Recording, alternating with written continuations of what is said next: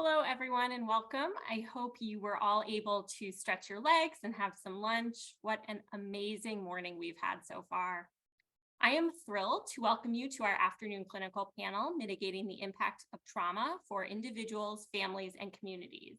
Once again, my name is Julia Campion, and I'm the Senior Manager of Trauma-Informed Care at the Trauma Center and MindWise. In a moment, I will have our three panelists introduce themselves to you. Before that, just a few housekeeping notes. Over the next hour and a half, our panelists will discuss the ways in which they help people build resilience, cope, and respond after experiencing a wide range of difficult events. We will have time at the end of this session for Q&A, so please use the Q&A box to share your questions for our panelists, and be sure to address your question to the speaker you'd like to respond, if applicable. So without further ado, I'd like to start by having our speakers introduce themselves. Kim, Waheeda, and Carmen Rosa, could you please share your full names and your roles? Yes, thank you, Julia. My name is Kim Bisset, and I am the director and founder of my own company called Radiate Career Consulting, LLC. And I teach many different trainings, which you'll hear about today. So I look forward to being with you all. Hi, good afternoon, everyone. My name is Waheeda Saif. I'm program coordinator at the Riverside Trauma Center. Hello, my name is Carmen Rosa Norona. I work at the Child Witness to Violence at Boston Medical Center. I wear different hats on my program. I am the Child Trauma Clinical Services Lead, and I do direct work. I do a lot of training and consultation, specifically on reflective supervision and consultation, and I have other roles that involve teaching. Thank you. Thank you so much. So each of you are coming to this conversation about resilience with a unique vantage point. So to start, I'm wondering if each of you could share about the work that you do that brings you to this panel and what the role of resilience is in your work. You will each have 15 minutes to share your responses, and in order to make sure we have time for everyone, I am going to keep us on track with the time. Kim, could we start with you? Absolutely. I'm going to share my screen. All my PowerPoint up. All right. Let's start with from the beginning.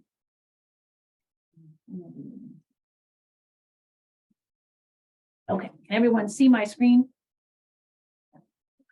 All right. I'm going to backtrack one. Okay. So again, my name is Kim Bisset. I'm the founder and director of my own company called Radiate Career Consulting, and I teach many different trainings. And I'm here to talk to you all today about resiliency. So one of the trainings that we do, in fact, I'm coming, speaking to you from one of the training sites. I'm at U Forward in Everett. My students are actually watching. Shout out to them in the other room with another trainer. So we actually talked about resiliency today. And I'd like to tell you a little bit about one of our trainings, and then we're going to watch a quick 5-minute video about the training. So one of the main trainings that I do is called GIFT. It's called Gathering Inspiring Future Talent. It's for young adults who want to move forward in their lives and careers. So there are 3 main parts to the training. The first part is communication. So we have people think about their communication strategies. So one of the ones we teach is to help young adults listen, understand, validate or affirm, and then relate. So we help young adults improve their communication strategies. Everyone can enhance their communication, myself included. We're all always working together. So this is like a blueprint of communication. Many of us, myself included, were not taught communication in schools or as a young person. And for me personally, it was very challenging. So how do we help young adults learn how to really truly listen to one another, how to show people that you're really understanding what they're trying to communicate and demonstrating that we're doing that understanding, and how do we validate their feelings that they're real? So many people tell me, I don't feel heard, I don't feel listened to. And so we want to teach people, how do we do that? And then it improves communication, it improves healing. We're going to talk a lot about that throughout our conversation today, but how do we improve communication?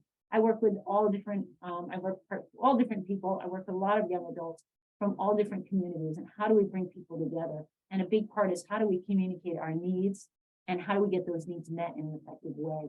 And that can bring people towards a lot of healing and a lot of really enhance their capacity for resilience. Another part of the first C, which is communication, is a comeback story. So a comeback story is an intentional story to inspire hope. And the comeback story has three components. It's 1/3 background, 1/3 strength, and 1/3 hope. So we teach the young people in my training, how do you convey a piece of your story, not your whole story, but a piece of your story in about 10 minutes, something significant that's happened to you and how you've moved through it. Essentially, how you've built your resiliency and how other people can connect and respond to it. I just had an amazing young man named Steve come in, who's one of my training team. I have a diverse training team of young adults that have been through the training. He shared some of his struggles and how he got through them, and it really resonated with young people today. So how do we teach young people how to move forward through what they've been through, how to talk about it in a way that connects people, that doesn't isolate them, and get the support that they need? So that's the comeback story. That's the second part of the first C. The second C, again, there are 3 C's to the training, is core gift. So core gift is an ancient tradition based on a 4-path process that was created by community activators, and I got permission to use it in my training. And basically the young adults, they understand the core gift identification process, which is a 4-path process. They figure out what they can contribute to the community. They identify their strengths and how they can contribute it in a meaningful way, whether they choose to use their core gift to help other people, whether they choose it to interact with their family. They get to choose how and when they share their core gift statement. But it helps young people identify who they are and what they want to give. This is actually my core gift statement. My core gift is partnering with people to take time to listen, experience, and clarify who they are and take action towards what they want. I do this by believing everyone can be successful with the right supports and helping them break down their goals so that they may be more engaged and contribute more fully to their community. This is a picture of a virtual group that came to our training, so it was very fun. So we would do training both virtually and in person. As I mentioned, I'm on site right now in Everett. I thought this was really cool. I opened up my training today. I don't know what you all think, but these are the resiliency thoughts from my students. As I said, they're in the other room, and we talked about what does resiliency mean to you. So some of their responses was, it's your resistance to adversity. It's your ability to bounce back. It's making it through, especially when it comes to trauma. Being brave and courageous, not just surviving, but thriving, right? We don't want to just exist. We don't want to just be tolerated. We want to figure out what it means for us and helping people identify that, because you could have hundreds and hundreds of people in a room and they all would define what they wanted to identify as their goals differently, perhaps. So one of them said, be a duck, letting the water roll off you, like the idea that there's oil on a duck and that it would literally like roll off. So that idea of letting kind of the challenging things kind of move through you, kind of had a meditation feel, I think. The ability to take on hardships, developing a thick skin. I use the example of Batman with the shields up. How do we kind of protect ourselves against things that might be adverse?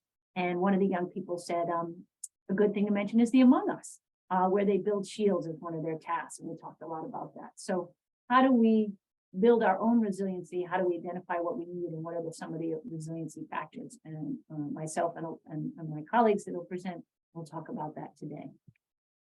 This is another training that I do exclusively for young adults who are in the peer mentoring field. It's called the Young Adult, the Core Elements of Young Adult Peer Mentoring.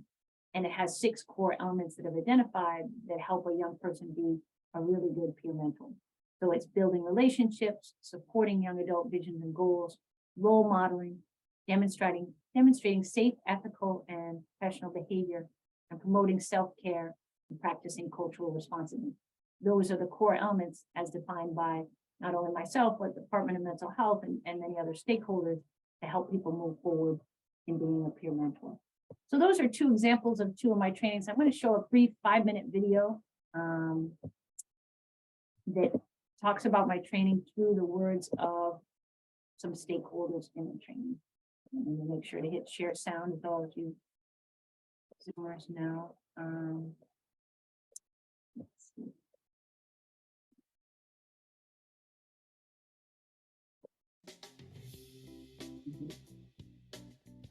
The GIFT training, GIFT stands for Gathering Inspiring Future Talent. It's for young adults who want to move forward in their lives and careers.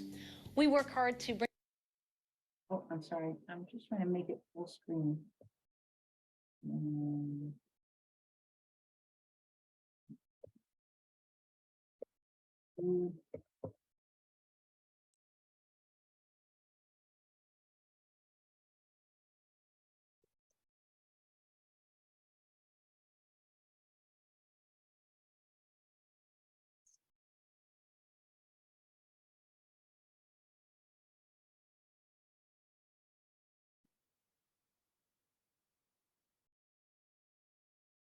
Bring together a diverse group of young people to help them figure out who they are and what they want to give to the world. It's a very non-judgmental atmosphere. We want to be really welcoming and inclusive of all young adults, wherever they might be in terms of their pathway forward. I got a lot out of GIFT. I learned how to communicate more effectively. I learned how to affirm others, how to identify my own strengths, and how to best use them to support people. And I think most importantly, I got a profound sense of hope from the work that Kim does and the way that she creates a community and makes that community centered around hope, education, and positivity and inclusion. We're usually about 8 to 10 people in each training. It's a 15-session training, which comes out to usually 75 hours. And there are 3 main parts to the training. So the first C is communication. We use a lot of videos to help bring out points in terms of active listening and reflective listening and how you handle conflict, to help them enhance their communication skills and also to create a comeback story. Sometimes we define comeback story as an intentional story to inspire hope. I really think of it as a connection story because it helps you connect to other people. Creating my comeback story helped me organize all of the events in my past and create a story that made me feel like I've overcome so many challenges, and it made me feel hopeful and as though I could use that story to inspire hope in others. Overall, the creation of the comeback story was really healing for me because it was the first time that I really sat down and talked about all of the things that I've been through in a way that was oriented towards progress and towards hope. It's a skills-based training with other people who have been through things that are similar. And what it's going to do is it's going to help you become yourself. It's amazing. The GIFT program, it's one of those type of trainings that really give young adults hope for the future. I've seen so many young adults attend this training, and every time they take this training, they always say how wonderful it is, how much they really appreciate it, that it truly is a gift. This person, they were coming, and at first they really kind of were inside their shells, so to speak. They didn't want to talk with other young adults. They really didn't want to get out there, and going through GIFT really helped them to find kind of their place in the world. They come to our LGBTQ group, Show Your Colors, weekly, and they're interacting with all the other young adults that come in, and they're really having a great time and doing really well. The core gift, which is a 4-path process that helps the young adult identify who they are and what they want to contribute to the community. And they come up with an identity that helps them figure out, like, whoa, I am really thoughtful, or I am very kind. So that's the second C, helping them kind of figure out their place in the world and how they contribute to it, because everyone wants to be a contributor. And we say that everyone can be successful with the right supports. My name is Rochelle Ramos, and I am a GIFT graduate. Creating my core gift statement back in 2014 reminds me of the importance of the gift training. My core gift is being a genuine soul who thrives to give others the guidance and comfort they need to succeed in life. I do this by using my past experiences to understand and to help others with obtaining their goals in a non-judgmental way.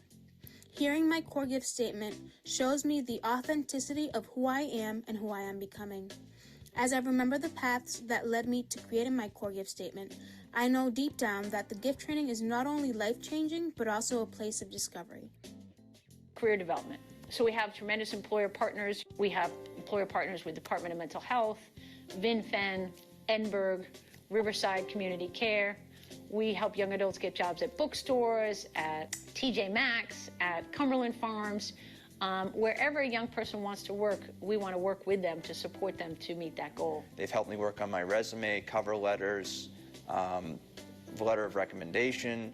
GIFT really helped me get my dream job, and now I'm doing what I wanted to do, working with young adults.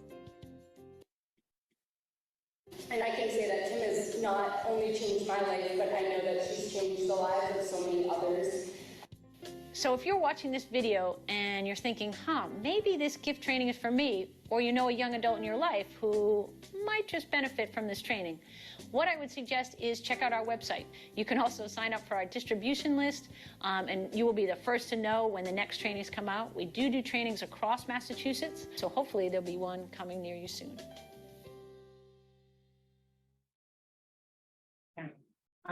So that's overall kind of a nice summary. I know I'm just about at time. So that's overall a really nice summary of some of the trainings that we do. We also do motivational interviewing training. I'll talk about that in some of our later questions. I want to say thank you for listening.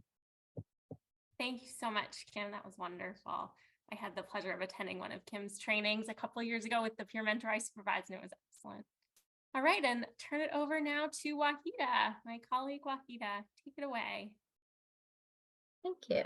All right. Okay, so I want to, as I mentioned, I'm with the Riverside Trauma Center. Just give me a moment to set up my slides. And what I want to do really is start off by explaining, I said who I was, but what I really want to do is explain a little bit about what really the Trauma Center does, because I'm just going to start my own timer, is explain what exactly the Trauma Center does, because I think that sets the stage for a lot of what I am going to be talking about in the time that I've been allotted. The Trauma Center has grants through the state, and then privately also does a lot of work in communities really across Massachusetts, and then in some neighboring states as well. What I like to say after the big bad happens, after bad things happen in communities, we are often called by communities to come in and try to help them recover from the big bad things happening. What I also like to say is that there's never a time when a community has called us, not that I can recall at least, where a community has called us and said, hey, this really awful thing has just happened in our community. Do you think we can come out and help us? And we've said, no, we don't cover that. So what I mean by that is that we really let the community define what trauma is to them. So we don't define the trauma, we let the community define the trauma. So certainly I'm going to be talking in just a couple of minutes in terms of large scale sort of big bads, right? The disasters, the natural disasters, the man-made disasters. But sometimes when communities call us, they call us for what we would consider in the field the smaller things. But we have to remember that when these communities call us, when they pick up the phone, it's never small for them. Almost every single time, if not most of the time, when they're picking up the phone and calling us, it is the worst day of their lives when they're reaching out to us. They're wanting us to come out to help them in moments of their greatest need. So I want that's the stage I want to set, is that we often go into communities, and we always consider ourselves guests when we go into communities, when just the rug has been pulled out from under them, their earth is shattering, and they're just in dire need of someone coming in and helping them. And I don't mean to say that we're the only ones who can help them, but we really see ourselves as people who walk alongside in their healing journeys. So I'm going to expand on that as we go along, but that's what I mean by disasters or critical incidents or traumas or potential traumas, or whatever phrase you want to use. I just like to say the really big bad. When that happens, that's usually when we go into communities. Just a couple of important things to note also as we're talking is that recovery really is the norm for the majority of people who experience disasters. Excuse me, I'm just working at the tail end of a cold here. So it's the norm for the majority of people who experience disasters, or really any other type of traumatic events. So I want you to keep that in the back of your mind as I'm talking about resilience. in the next few minutes here. And really over time, people will themselves, people, communities, individuals will really work towards recovery without the help of anyone else. So that's baseline. That's really what happens. And, you know, traditionally support is provided by certainly mental health professionals, spiritual care professionals, or simply anyone else who's in their normal circle of friends and family and their natural circles of support. So just keep that in mind as we also work through this.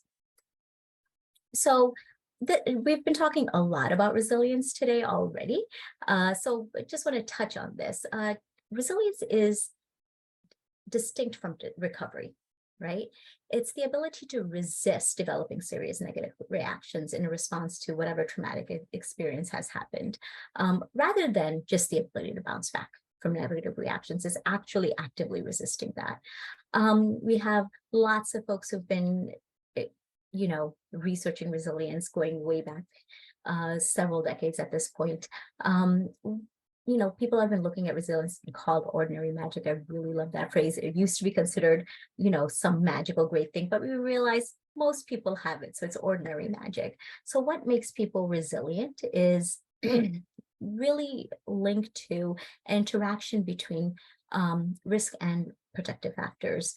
Bonanno has really researched what he labels as hardiness. And he says it's a belief that one can influence their surroundings and the outcome of events. That's really important, that you can actually have an influence on that, that you can learn from not just your positive life experiences, but also the negative ones. So these bad things that are the big bads that are happening to you, you can get something out of that too. And that you're actually committed to finding meaningful purpose in your life. So, and then also, so then moving forward, what else can you look for when you're looking for resilience? It helps, you know, if you think back to Dr. Burns' entire conversation keynote from this morning, which was, I found myself riveted to her every word. It helps if you have membership in the majority culture. There's no escaping that. It also helps if you have experience with less serious disasters, less serious traumas. Why? Because it gives you experience, life experience, coping skills, if you will, to deal with this latest disaster. Professional training, any kind of training. Again, it gives you life experience to deal with the most latest disaster. A certain type of personality also helps. Having a calm, stable personality helps towards. Waheeda, I hate to stop you, but can you speak? You went a little bit quieter, and I think a few of us are having trouble hearing you. So sorry. I will talk louder and lean in closer. Okay, that's perfect. Now we can hear you again. Thank you. All right. A belief in your own coping capacity. If you believe you can do it, you can actually do it. So again, there comes that's tied into the personality trait. So belief in your own coping capacity. And perception of social support. If you believe that you have social support around you, what is the nature of the social support? Do you have social support that actually lends itself to resilience? So let's talk a little bit more about social support. Social support is actually a really key ingredient to recovery following disasters, any kind of big bad happening. It's actually shown to facilitate well-being and limit psychological distress. Social connectedness, so again, whether or not you have connections within your framework, your connections around you, increases opportunity for knowledge essential to recovery after the event. Are you getting that essential information right after something big bad happening? It's actually crucial to your recovery after something bad happens.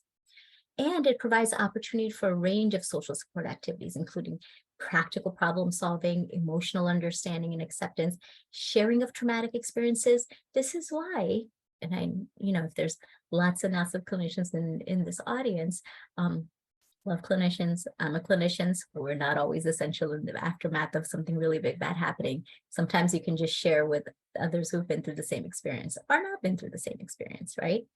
Normalization of reactions and experiences. Oh, I'm feeling this. You're feeling this too. Okay, so I know I'm not going crazy, even though I feel like I'm going crazy. And mutual instructions about coping. So I want you to think back, whether you believe we're still in a pandemic or through most of the worst of it, how much of our social support and connections broke down in the middle of the pandemic with the lockdown, and we weren't able to connect, and how quickly we tried to figure out to rebuild them, right? With our phones, with Zoom, with other methods of connecting, how quickly drive-by like birthday parties and graduations and all of those things. Why were we trying to do that? Because we really, really need social connections. We really need social support. We are social. Even if you say I'm an introvert, that's fine. I get it. I'm an introvert too, but we really need social connections, right? Especially when we're going through a hard time. That's the first thing that broke down in a pandemic, and that's immediately the first thing we as human beings tried to rebuild and recapture. It was an essential element that we lost, and an essential element that we tried to recapture. So I just spent a lot of time talking about individual resilience. What about community resilience? Community resilience, and I want to make sure I'm being clear. Communities are made up of individuals, right? Communities are not, something abstract. They're made up of individuals, but there is such a thing as community resilience. So the ability of what is community resilience? It is the ability of a community to endure and survive crisis situations. How well does a community endure the big bad or the small bad? Big bad, a hurricane comes through, the pandemic hits. We, not very long ago, responded to a community that dealt with a very tragic event of a murder-suicide, and they really, really were reeling from it.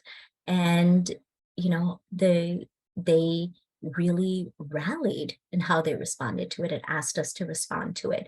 And there were so many pockets of the community that were affected from that.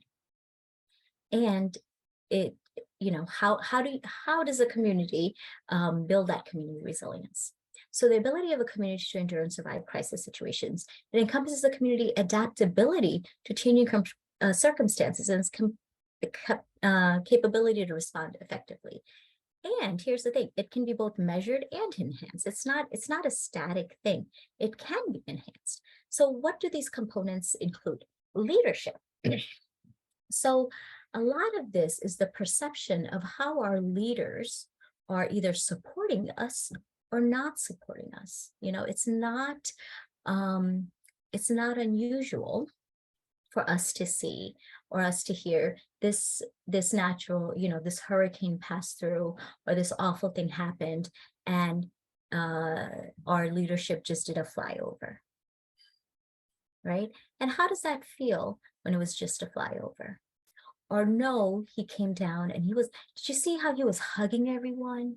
And he really seemed personable. He really seemed like he cared. Have you heard that about politicians? So that either trust or not trust in the leadership really matters in the aftermath of a crisis, right? What's collective efficacy?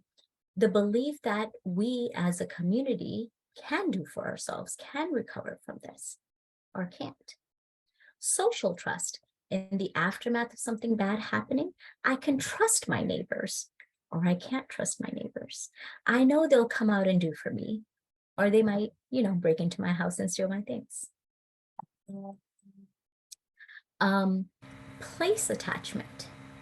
How much pride do I have in my place where I live? Boston strong, Jersey strong, after 9/11 happening, all the flags going up. right? There, if you have pride in your place, that can really lend itself to community resilience. And if there's not that pride in your place, then the recovery can really suffer. And then preparedness. How prepared are you before something big bad happens? Now, here's the thing. A lot of these things that I have just mentioned kind of need to be in place before the big bad happens, right? So it's kind of important to think of them now and put them in place now before before the next tragedy happens, before the next big bad happens, before the next disaster strikes, because after it happens, it's hard to retroactively trust in your leaders, think about place attachment, think about whether or not I trust my neighbors, because you either trust them or you don't, right? I'm gonna be wrapping up really quickly now. So how do you, and I put building in quotes here because some of these factors are static, you can't change them, but some of them you can change. So how do we build resilience? For individuals, certain things are, like I said, pretty much static. They're either there or they're not. Certain things you can influence. What we know is that for individuals, being of the male gender, it's no surprise that that lends itself certain privileges. Being of an older age, if you don't have any mobility issues, again, what does older age mean? You have life experience. That's all that means. Personality factors, if you have capacity for hope, you have optimism, if you're less negative, more generally stable and agreeable, right? And you have more coping self-efficacy. All of these things lend themselves to being more resilient. For communities, if you're more socially cohesive, if you're well-resourced, this is not earth-shattering evidence that I'm providing you. This makes common sense, right? If a community has more resources, think about everything, again, that Dr. Barnes was saying earlier. If it has more green spaces, and think about infrastructure, places that are not food deserts, places that have more green spaces where people can congregate. If they have more parks and people can congregate around them, what does congregation mean? Then they're building community, right? All of these things matter. If they're not food deserts and people can go and buy healthy things and they don't have to travel by bus really, really far away to try to get healthy food, all of those things matter, right? And she was talking a lot about Jim Crow laws and all of those things that sort of trickle down. These are decades and decades and decades old things that are still sort of pervasive and are coming into our communities. So all of these infrastructure things are coming into our communities and are still sort of reverberating. And, you know, I'm talking actual physical structures in communities that perhaps don't have parks where people can take their children to, perhaps don't have accessible places for their elderly or their disabled people, and so on and so forth, right? Waheeda, I'm so sorry to cut you off. We're going to have to jump over to the next. Okay, so just wrap it up. Just give me 20 seconds. So all of these things need to be we need to think about them proactively now so that we can fix them for the future. So anyway, I'll stop now because they may seem like things that are not related, but all of these things tie together, and really they're all about social connected. If I've had to put a thread through, it's all about social connections. I'll stop there. Thank you. Thank you so much, Waheeda. I know all of us could listen to you all day. If you don't mind just stopping your share, and then we will go on to Carmen Rosa.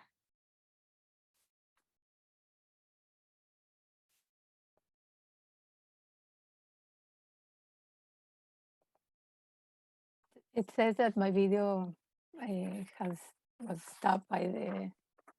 There we go. Okay, thank you. Try again now.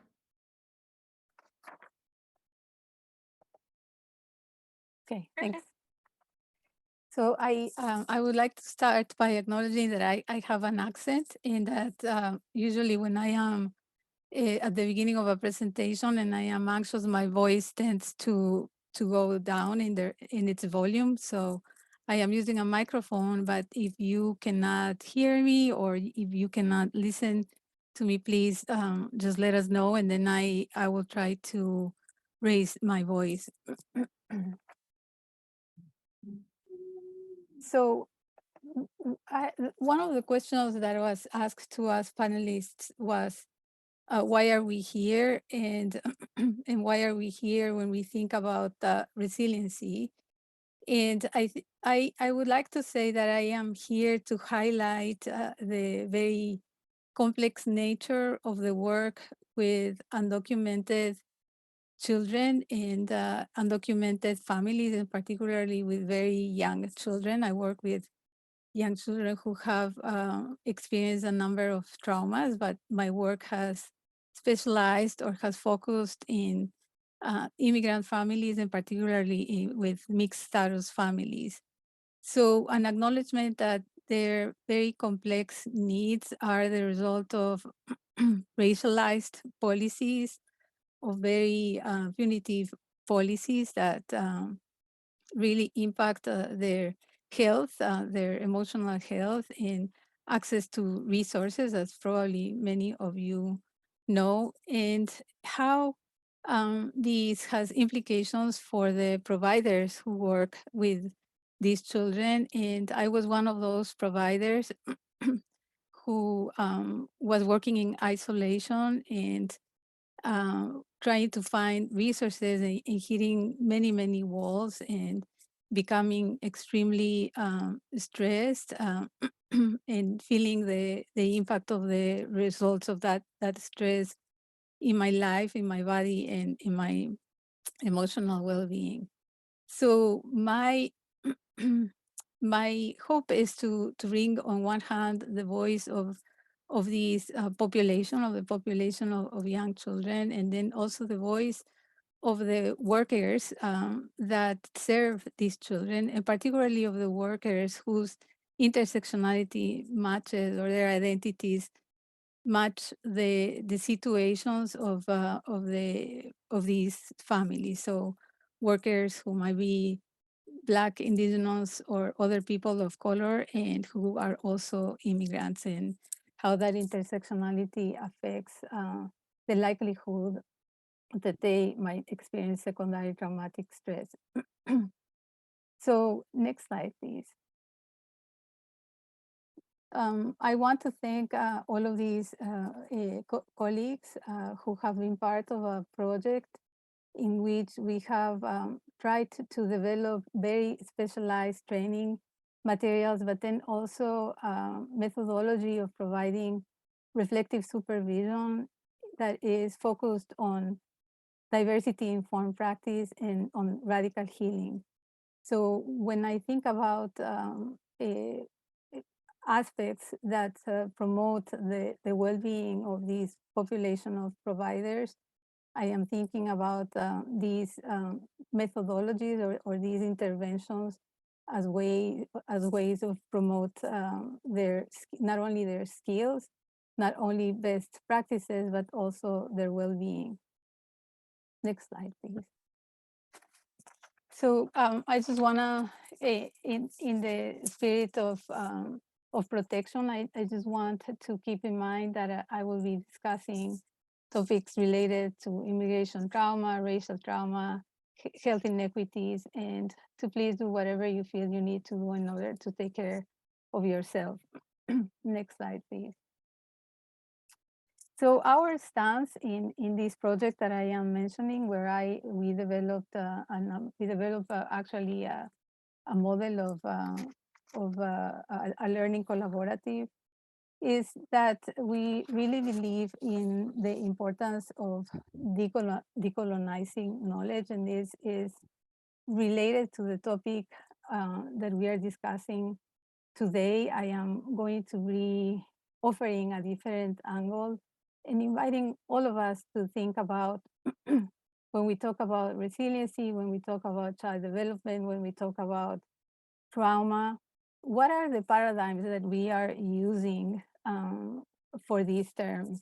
Are these paradigms that are representative of the cultural background of, in my case, of children and families from Latin America, are these paradigms really expecting that these families are going to acculturate to the dominant culture in the United States? Or are they uplifting their knowledge, their ancestral knowledge, and respecting their ways of knowing and being? So that is what in our project, we are really trying to hold a lens of decolonization. And then also having in mind that, as I mentioned before, a lot of the stressors that the providers and the children are experiencing are thanks to racialized and policies. Next slide, please. So we all bring our history, our identities to the work we do. So we believe in our work that we cannot do the work without starting by questioning ourselves, by questioning our the biases that we bring and that are often unconscious. So I share with you a handout that it has this tenet, that is the tenet number 1 of the diversity informed tenet, that really invites us to think about our contributions to systems of oppression. And when I talk about systems of oppression, I'm talking about racism, classism, ableism, homophobia, xenophobia, and how they are impacting our lives and our work, and really creating ways in which we are expecting families to operate, to recover, and how much with that we are contributing to those systems of oppression rather than to liberation.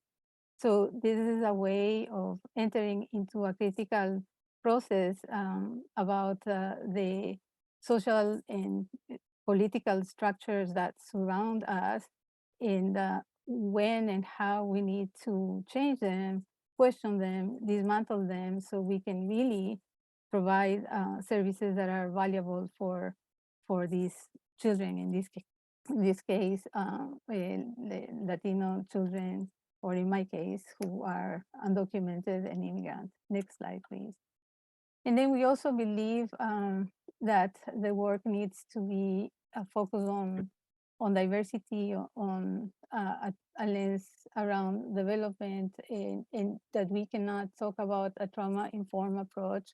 We don't have these components, and then also a view of, or if we don't embrace also a commitment to anti-racism. And with all of that, also that the work cannot, we cannot really serve children if we are not protecting the workforce. Next slide, please. So now I want to engage in a reflection about how systems of oppression in the workforce are connected to secondary traumatic stress. Next slide, please. And that, as probably you all have felt it or experienced it, when a family is impacted by oppression or by trauma, it's very difficult for us to be immune to all of that. Particularly working with very young children brings many moments of enjoyment and in connection with the families, but also can bring a lot of pain and a lot of sometimes feelings of disempowerment when we see that our work at times doesn't make a lot of change, because there are very big stressors that are related, as I was mentioning before, to systems of oppression. So that impacts us. So the question is not whether or not there are stressors related to the work that are affecting us, but to what degree. And probably all of you are familiar with the different, next slide please, with the different distinctions of the secondary effects of the work, but I am just going to review them briefly because these terms sometimes are used indistinctively, but there is a big difference. And so we can talk about direct exposure, that is the exposure to trauma that any of us can experience as a result of working with a family. We might be exposed to danger sometimes during the work, or if we are part of a community that has been targeted, being the witness of microaggressions or macroaggressions or racial violence constitutes direct exposure. And then in terms of vicarious traumatization is the accumulation of doing the work, and it's almost something that comes with the work and is the result of being empathic. Burnout has to do more with the conditions of the work, and that is also related to the whether or not there is equity or not at a job place, how many families you have in your case, though, what are the conditions of your work, what are the possibilities of mobility in your workplace. And then moral distress happens when sometimes we know what is best for a family. However, the regulations in an organization really impede us to advocate for that family, and that creates dissonance and moral distress. The work also, as I was mentioning, brings many satisfactions, and we learn many lessons from families that provide compassion, satisfaction, and the desire to continue the work. But what we all need to be very aware of is secondary traumatic stress, because of it mirrors the symptoms of the story or the symptoms of the person who just shared a story with us, and it can be a very debilitating condition. Next slide, please. I share with you a little handout also that is comparing the different types of secondary stressors. And then the reality of secondary traumatic stress is that the expectation that we can be immersed in suffering and loss daily and not be touched by it, it is as unrealistic as expecting to be able to walk through water without getting wet. So I have only five minutes left, so I might move ahead a few slides, but we can go to the next slide. So when we think about the importance of reflecting on secondary traumatic stress, we know that there is a high prevalence of exposure in practitioners that are serving very young children, that it can diminish the quality of life, and it can compound with other workplace stressors. But where I want to get to is that it can be amplified by inequities, and particularly by racial trauma. And when I talk about, next slide, please. When I talk about ethno-racial trauma, I want to highlight that this is an insidious type of distress that many people of color, people in targeted communities and in other marginalized individuals experience while living in a racist, sexist, and classist society. And even though it shares some similarities with post-traumatic stress disorder, it is a completely different phenomenon, because it is the result of a socio-political trauma. In other words, is something that is created by the social conditions and by systems of oppression, and that again, it particularly targets people of color. Next slide, please. So if we think about secondary traumatic stress from an intersectional lens, people or providers who are from historically oppressed communities on one hand have to burden or witness the impact of inequities and racism and violence in their own communities and in their clients. And historically, they receive less support, have higher caseloads with higher level of complexity. I am a bilingual provider, and many, not only me, but I supervise many bilingual providers, and it's not unusual that at the time when you are hired, being a bilingual person is an asset, but then as you continue the work, you end up doing many tasks that as a translator, interpreter, cultural broker, that maybe you feel compelled to do, but then also that you are asked, and there is no recognition about the immense labor that it takes to work in two languages. And then also how this is unrecognized, and then also how many times to receive supervision you have to translate from English, from Spanish in my case, to English, and what all of that does to your emotional health. Next slide, please. So we can skip that. You can skip.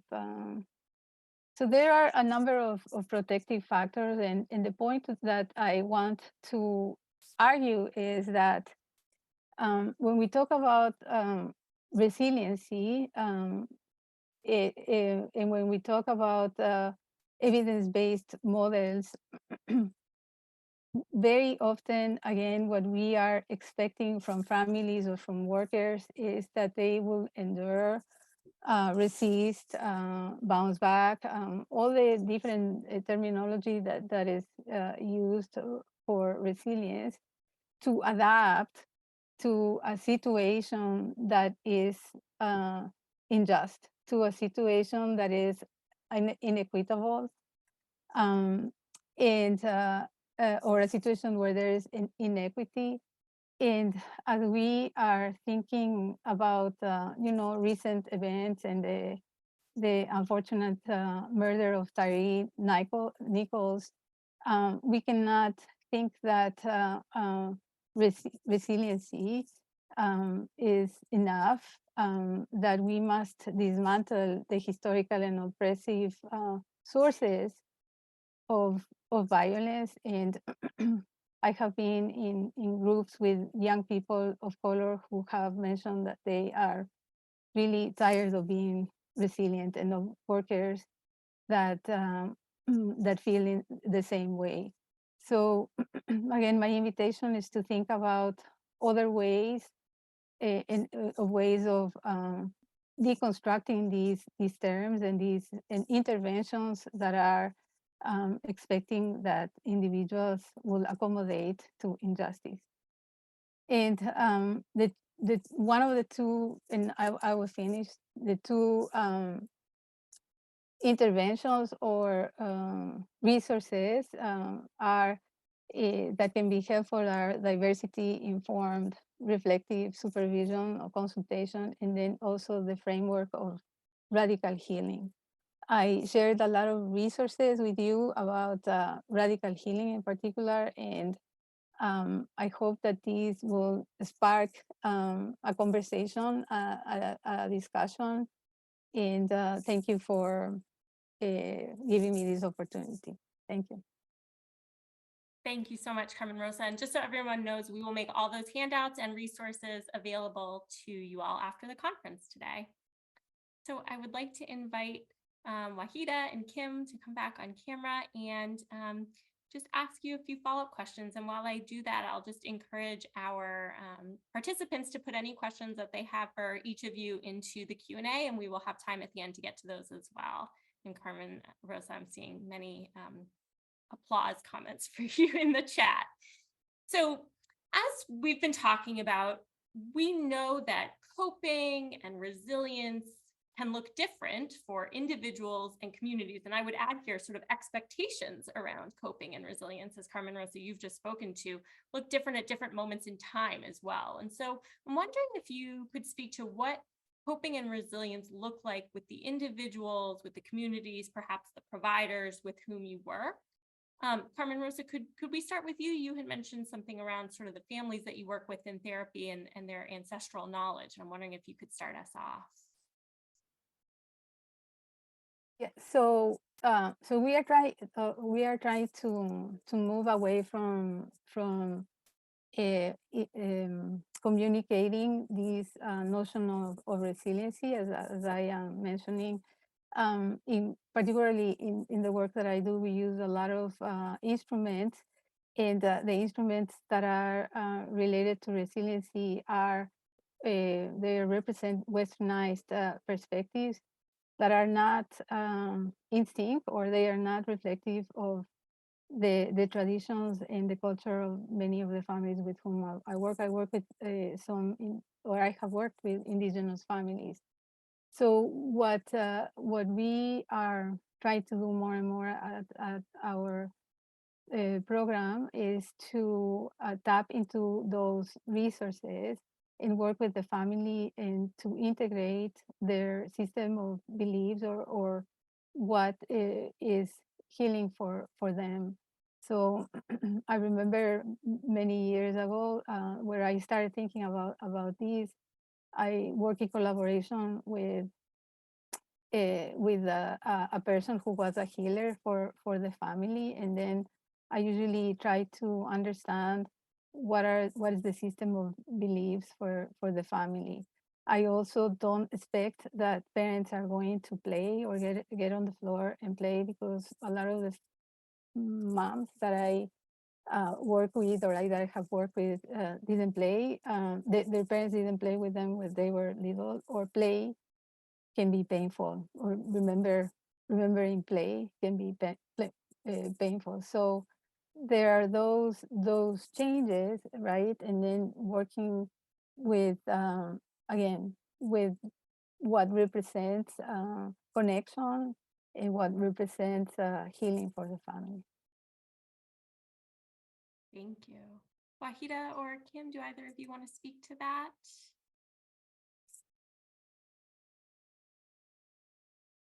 I'm happy to move on to our next. Go ahead.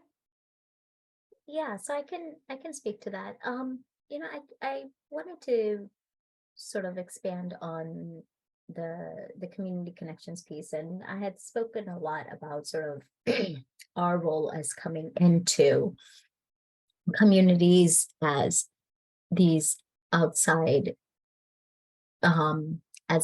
providers. And in a portion of, or when I started my presentation, I had sort of said, I want to be really mindful that, sometimes as providers and as skilled providers, we can get into this mindset that something has happened. And sometimes the larger the disaster, we think that, oh, we must provide help, right? And that's important, right? We should, and especially we need to have the mechanism and the infrastructure set up to provide the help. I want to be really clear, that's important. That we saw, and we see time and time again when government fails us during Katrina and this, that, and the other, right? When help is not provided for 5 days, for so many days, what happens? But I also want to be clear that so many times, and when you say, sometimes people have asked me, like, how do you keep doing this work, or how, whatever, where do you see the hope? And it's like, I always see it like, it's not us. It's always the people. It's always the people. I remember, it's been 10 years, over 10 years, when the tornadoes cut that path in Western Mass. And a colleague of mine Macaulay and I, we got in the car, we just drove out. It had been like 5 days I don't know, soon after the tornadoes, and we got in the car and we drove out west and to Brimfield, and like this church, the steeple had even like fallen over, right? And we walked in and we said, so what's going on? What are you guys doing? And like, what's the big agencies have done? What have the big agencies done? And they said, oh, they came by, right? And they're like upstairs. They had even given them space to have like their meetings upstairs. And I'm not knocking them. I want to be clear.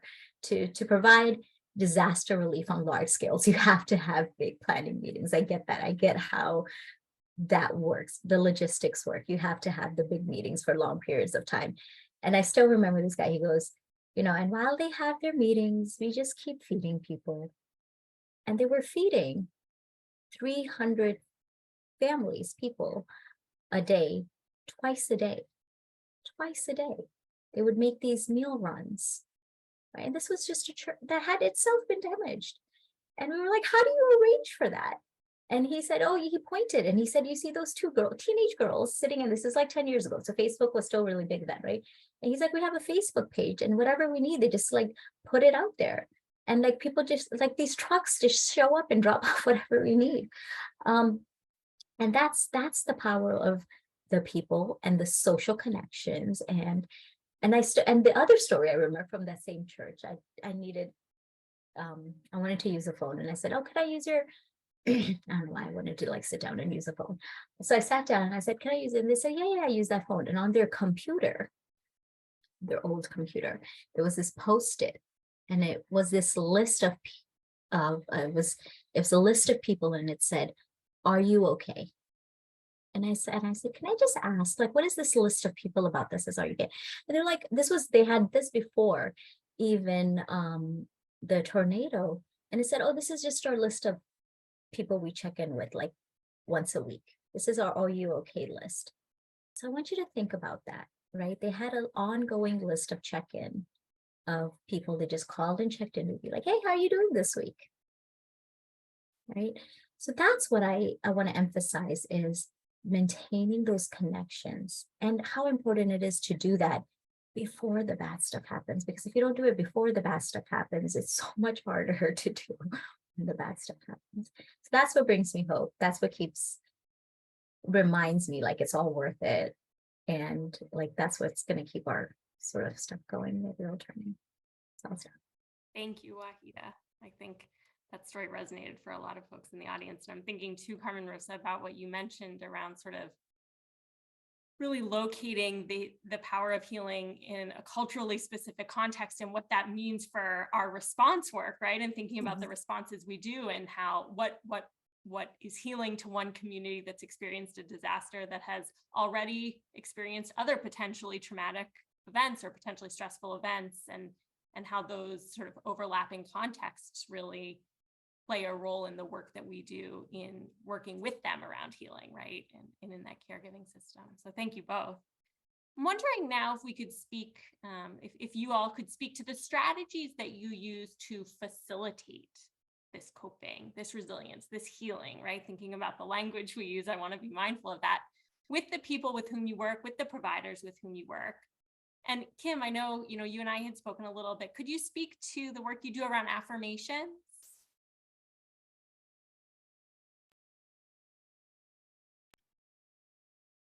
Yep. Let me just. Hold on, my slide is not advancing. Hold on.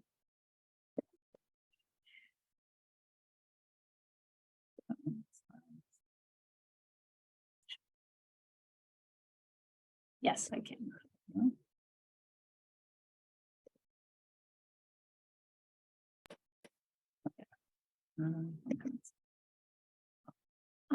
So one of the things we talked about was how do you promote resiliency? So I work with a lot of people. We train in motivational interviewing, which is it's a way of being with people. It's a strength-based way of being with people. So to teach affirmations. So often when I train, people say, can you teach a skill that could be applicable to people using it right away? And so if you're already trained in motivational interviewing, this is a great reminder. If you're not, this is a very good skill that you can use. So affirmations are a statement that highlight and acknowledge a person's efforts. They start with you, must be genuine, specific, and positive. I'm going to share basketball stories. So we might have some Celtics fans in the room. Celtics did incredibly well last night. So an affirmation starts with you. It's very specific. It's very personal. And to just acknowledge people, whether you're, especially in a traumatic situation, people might not be feeling they're responding quite well. They might not feel that people are responding well to other people, and to really acknowledge something about their character. We actually taught today affirmations to the students in the classroom today, and talked about what are some things that you're proud of, and then the other students, how do they affirm one another? So you can affirm anyone. I share a story where one day my son was in a basketball tournament, and after the game was over, I said, "You did an awesome job. That was fantastic, right?" I'm kind of a enthusiastic person. And he said, "No, Mom, I did okay."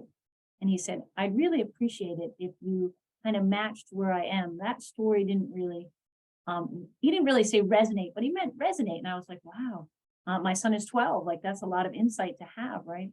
And I said, "You know what, you're right. I'm sorry." And he said, "You know, you really need to pay better attention in the game." And I said, "I was there, I was paying attention." And he said, "Yeah, but you really have to match." And he said, "You can use specifically when I caught a rebound, or when I, you know, how I took the ball from someone else. But, you know, I really need you to be more, you know, match where I'm at, because it's not really helpful if you're just," and I said, "Well, I'm your mom, so I'm going to be a cheerleader." And he said, "You know, but I need you to be more specific." So then the next game, I sat in the stands, and now I know all the kids' names, and I was cheering for everyone. And after the game, I said, "Nate, I really noticed that you were able to specifically catch that rebound, and you pass it to the other boys who made the shot." And I said, "You were able to do, you know, using specific basketball terms, and you were able to do this." And he said, yes, I was able to do that." And he was like, "Okay, Mom, that was much better this time." And he was able to acknowledge that. So we really want to match the person where we're at. We can acknowledge people, especially in a traumatic situation, things might not be going their way. And it helps to build resilience, to really affirm the character. You were really kind to that other person when you brought their meal over, when they might not have had the capacity to do it. Or, you know what, you checked in with that person that really was, you know, despondent, that really wasn't doing well. You were really thoughtful along those lines. So to be able to acknowledge the person in a way that's not about you, but it's about the other person. So begin being very specific, very personal, very genuine. And it's a different level of support. It's in line with what both Carmen and Waheeda talked about earlier, right?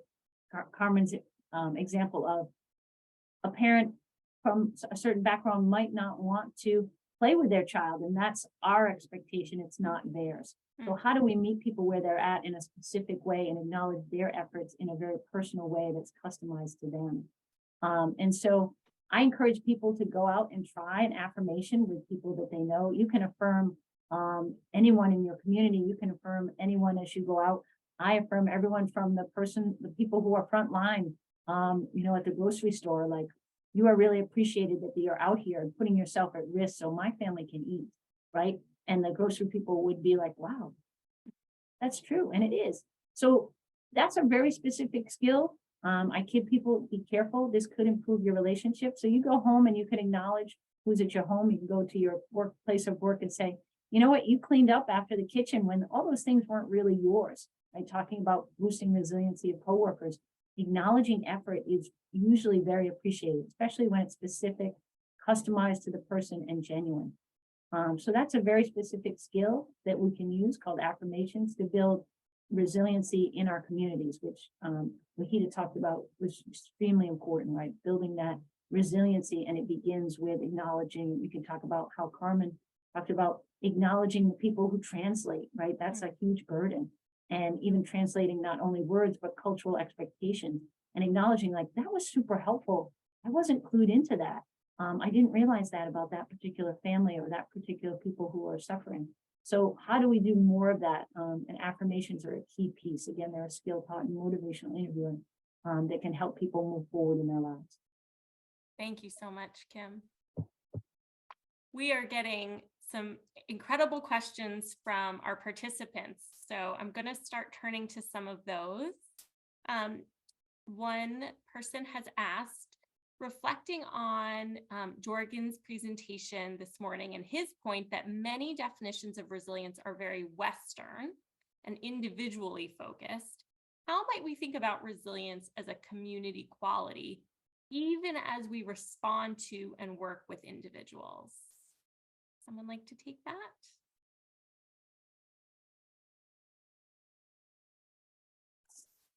I will give my view.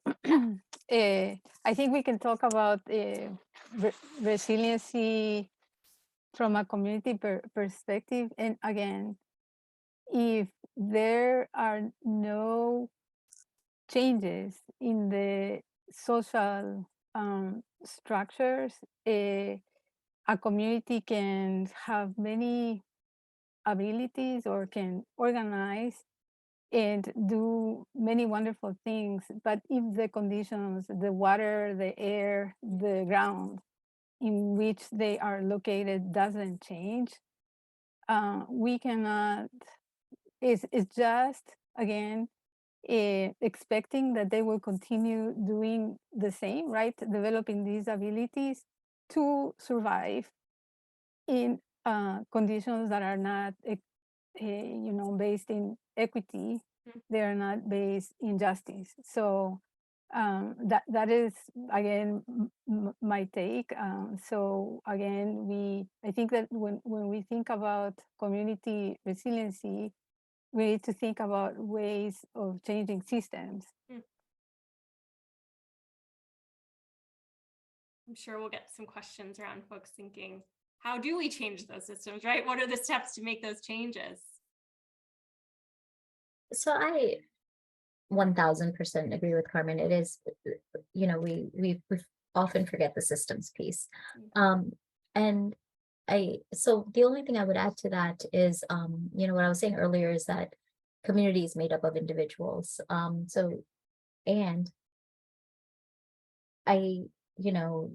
The East-West thing, I think so many of our Eastern cultures are very collectively sort of operate as a collective unit, right? So I'll give an example of this, and I think of this example actually a lot. My colleagues know this. I am sort of raised in New Orleans. My family is still based in there. So when Katrina happened, they evacuated New Orleans, but like en masse. So my family like travels and operates very much as like one unit. It's beautiful and terrible, like all at once, right?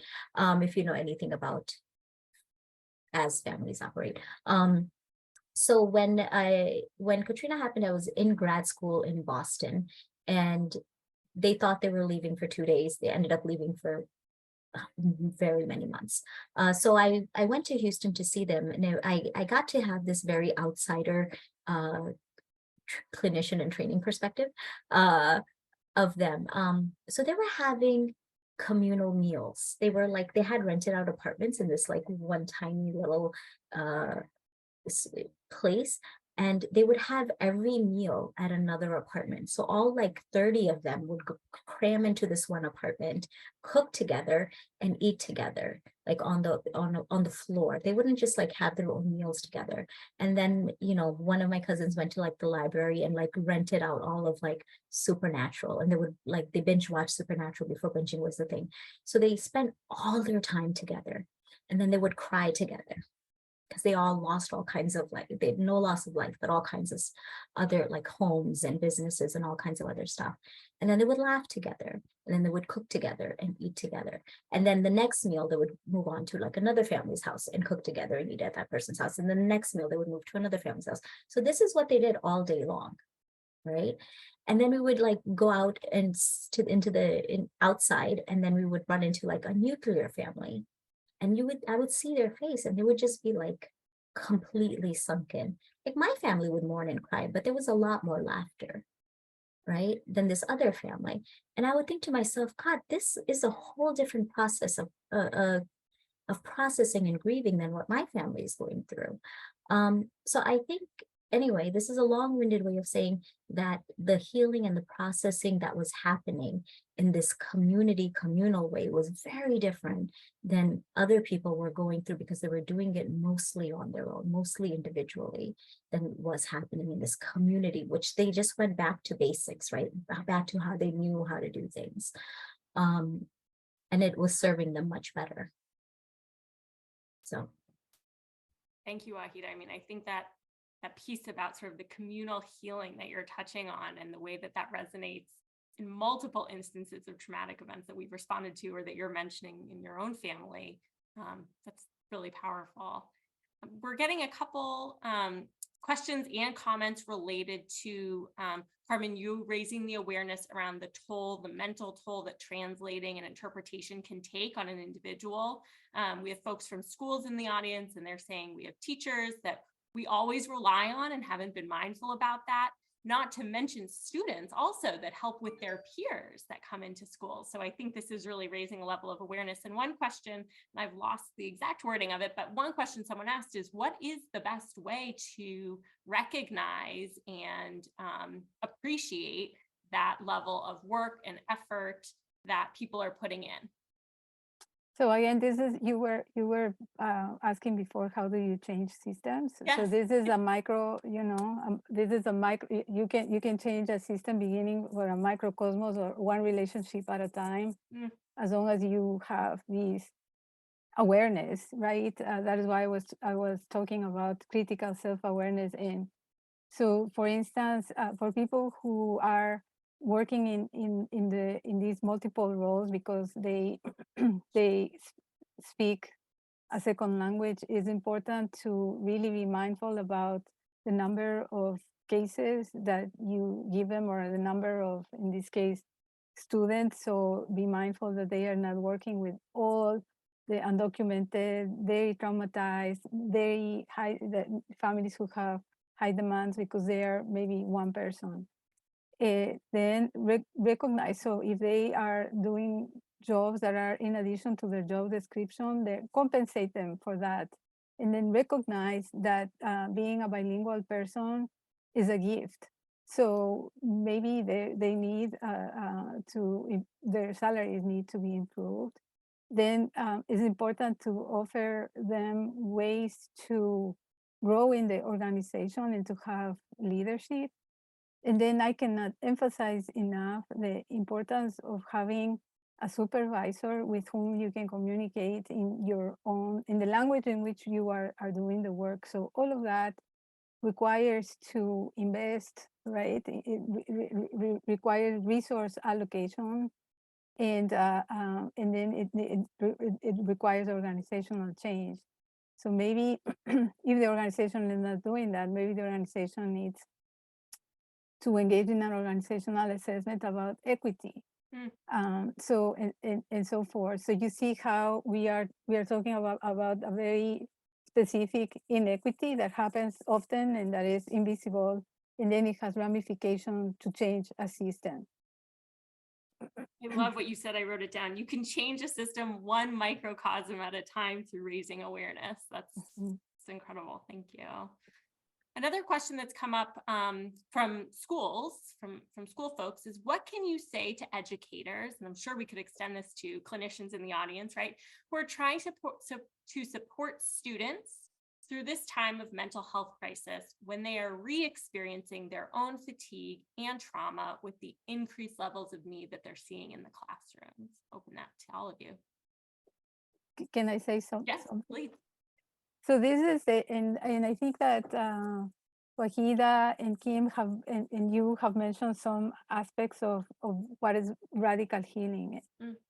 And radical healing has several anchors. One is the importance of community, or the importance also of radical self-preservation by resting, and because if you don't rest or take time off, if you don't really pay attention to what is happening to you. You cannot go back and continue the fight, or you cannot go back and continue working. Then looking for someone to give testimony about, so that means going into your community or having someone who can listen to you and to your experiences, and that is a person who is trusted. Going back to your own traditions, to your own cultural beliefs as a resource for healing, and then continue to resist injustice. So in this case, if you are a person who's working with all these students, and you are also a person from the community, you are experiencing this double jeopardy, right? And the minority tax. So then also that you are or look for support so you can speak up. And I know that is hard sometimes. So those are just some, some of the anchors of radical healing. And I think also that the fact that we are witnessing sometimes that we are often the witnesses of the traumatic events for the children, that in itself can be sometimes so important for children that they are not alone. And for people who are in the schools, I have had clients who were able to recover from terrible traumas because they had a teacher who saw them. So I just want to highlight how important you are. So thank you.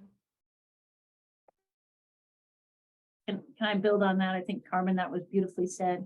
I think creating opportunities, Carmen talked about peer support without, she really nodded to that. Like in certain trainings that we do in the drop-in centers that do amazing work. I'm in Everett right now, and there's so many out there. They're listed on the speakingofhope.org website. But that create an opportunity for young people to have that peer support to say, and I think this was in Waheeda's slides, and it might have been in Carmen's as well, but kind of normalizing just the reactions to what's going on and what's happening, and just being able for the young people to share their shared experience and share what they've been through, and just to hear from other people, and also to help them figure out what's important to them and what matters to them can be really important to help them kind of move through what they've been through. I think the peer support and creating opportunities for that can be incredibly important. I know, we talk so much in our trauma responses too about the power of psychoeducation, right? And sharing sort of the knowledge around the experiences you're having, and not only normalizing them, but really locating them within the context of the work you're doing, as you all have spoken to. Let me pull up another question. Can I add something to that? Please, that I think is important in that psychoeducation, because people who are traumatized or people who are experiencing secondary traumatic stress, usually the burden is placed on them. And as part of the work that I do, I usually talk to the young children or to the people with whom I do workforce development about how, for instance, it's not their responsibility to engage in self-care, because that is another burden, right, on top of all the things that you do, but that their organizations and systems have that mandate, should have that mandate, right? And then also I often point out to the social inequities in the world or around them. So also to take away this sense that there is something that I did wrong, or there is something that is my fault, or to live, through secondary traumatic stress in silence. Thank you. Yeah, the organizational imperative around building that support in, as opposed to putting it on the individual to do that in addition to the work that they're already doing day to day, right? And the many tasks that they take on in the day. Thank you. I think we have time for one more question, and let's see. So this person says, I'm curious how you navigate facilitating these spaces, these conversations when the facilitator is of a privileged identity, when the space or the group may be Black, Indigenous, people of color.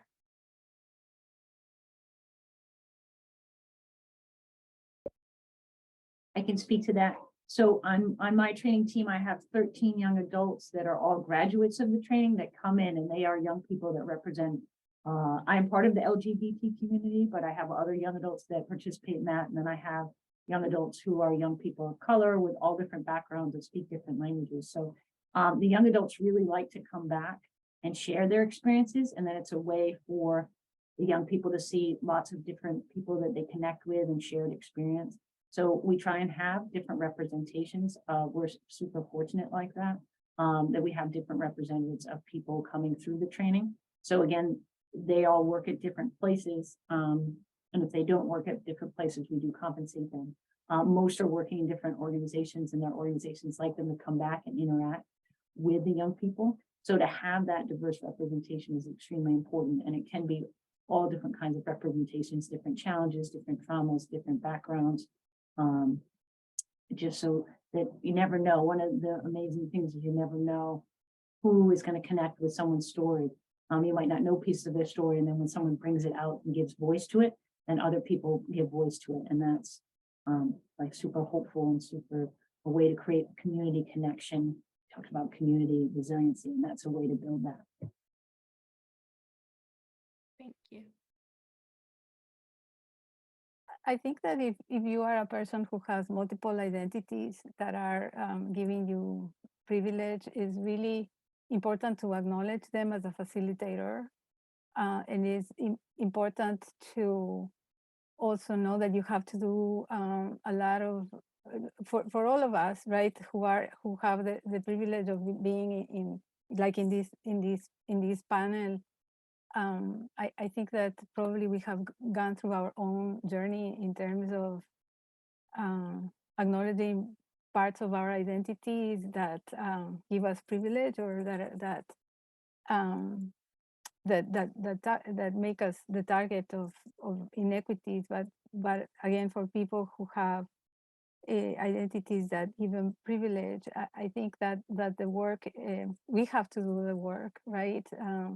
To be able to be in that role of facilitators, and is an ongoing process, and hopefully we have to be very mindful of never using the audience or using people who have different degrees of they have been targeted in different ways as ways to help us, right? That is not for those persons to teach us, but that we need to do the work. Thank you. I think the only thing I would add to that is there's like the visible privileges, the invisible privileges, right? And acknowledging all of them, putting them out. We can't always sort of, be responsible. We can't always be responsible. We can't. Not all of it is visible, but we can be as honest as we can be. But I think that piece of having as much representation as possible, diverse representation as possible, I think is incredibly important. But then short of that, being as open and honest as we can about the privilege that we show up with, I think is our next option. Thank you all. This was an incredible panel conversation. I feel like we could continue this for hours, but unfortunately I have to stop us. I really want to thank Carmen Rosa, Kim, and Waheeda for joining us.